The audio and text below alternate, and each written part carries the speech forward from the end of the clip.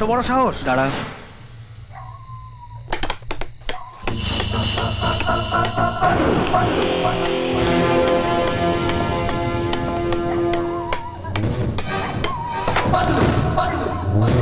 যা, এখান থেকে কেটে পড়। হাতে পেয়ে ছেড়ে দিবি? হ্যাঁ, ভুলে গেছিস অপমানটা? সালা তোর। কৃষ্ণ দাঁড়া। যা, এখান থেকে কেটে পড়। কারণ তোকে যদি এখানে মারি তাহলে এত রাত্রে শুধু কয়েকটা কুকুর আর বেড়াল দেখবে, তাতে কোনো মজা আসবে না। কাল সকাল 10টায় আমি তোর কলেজে আসছি। তোকে তোর কলেজে গিয়ে গ্যালারি ভর্তি লোকের সামনে মেরে আসবো। আর এটা হলো আমার ক্যারেক্টার।